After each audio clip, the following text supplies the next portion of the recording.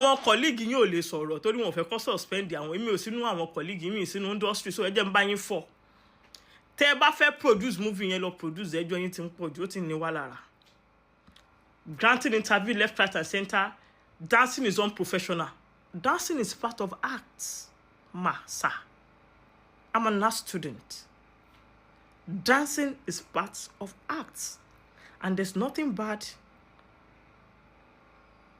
in entertaining to entertain kò sí nǹkan tó bad ẹ ti jẹ́ ká fi ń pé èèyàn ń jó láti produce movie ẹ̀ naturally Funke Akindele like ọmọ àjò go and watch her she's a very good stepper she likes to dance so téèyàn bá mú nǹkan téèyàn mọ̀ téèyàn like láti ṣe just to produce to promote a movie there's no crime in it if you feel that.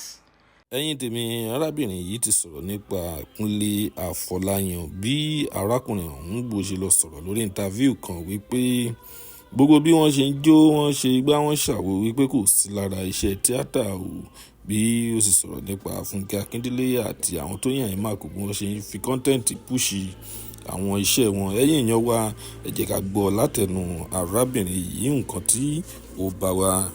Dancing is unprofessional you don't have to spell it out. Go and use the method that you know. Ṣé ẹ rí pé ẹ̀tẹ̀ tí sọ pé dancing is unprofessional inú ti ń bí àwọn Nigerians tó bá yẹ pé most of you mo bọ́ ṣe operate pẹ̀lú Nigerians ní ṣe àwọn nǹkan tí àwọn interviewer yẹn ṣẹ́kẹ́ṣẹkẹ̀ ló ń kó sí yín lọ́wọ́. Let me tell you the mood táwọn Nigerians wà ń sẹ́ ó ò lè jó okay wá gbowó a máa wò mood tó wà ní. We actually have some producers that produce movies and you know they don't do all of this dancing thing and it still go viral. I don't want to mention him because me for wala. But they have never come out to say I cannot dance. They produce movie wọn jẹ́ ó máa lọ máa rìn. Method tó bá wo ní kálukú ìwọ tó bá wù pé tó bá mu bàsí àgàrí kan ló máa jẹ́ kí movie ẹ lọ go and do it. And I will give you one reason why you need to promote your movies on social media. Content creators are leading. No this and no peace. One content creator is dropping like 5 to 6 videos, 5 to 6, 10 videos in a week. And what do people do? They just carry their phones and start watching content.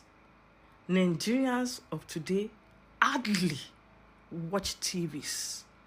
Tell them man pay me but mo notice Nigerians nísìn ẹ lọ sínú ilé àwọn èèyàn kẹ́ wo àwọn èèyàn mélòó ló tan TV. Maybe father of the house on channels. Arise News. Look at what is going on with newspapers. And for people to come online, to dance, to promote their movies online is a smart way. Because when people come online, when they carry their phones, they want to be entertained. Láti entertainment yẹn lèèyàn máa ti promote iṣẹ́ téèyàn bá ń ṣe. Tẹ́yìn actress and actors bá ń sọ wípé dancing is unprofessional. Àwọn bankers tó ń jó ṣé ijó àti báǹkì ó jọra wọn ni. Àbẹ́rẹ́ tó fẹ́ ṣe anniversary tó wọ́n máa ṣe báyìí wọ́n máa ṣe báyìí. Àwọn tó ti di lórúkọ nìyẹn wọ́n á tún máa gbọ́n rí máa gbọ́n rí. Bankers àti dancing is it not that one is even unprofessional like capital letter. But they still do it anyways. All vendors ẹni tó ń taṣọ ń jó ẹni tó ń ṣe kíní jó ṣerun because that is what is trending.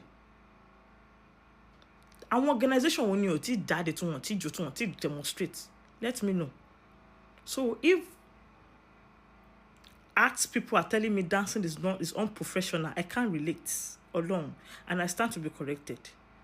Ebu me, I'm used to the comments, the negative comments. Say whatever you want to say, but please, love she movie, má worry. Entobadi joko. But saying is unprofessional, they relate. Kò yé mi. Correct me, it's wrong. Is dancing not part of act? I love it. One love.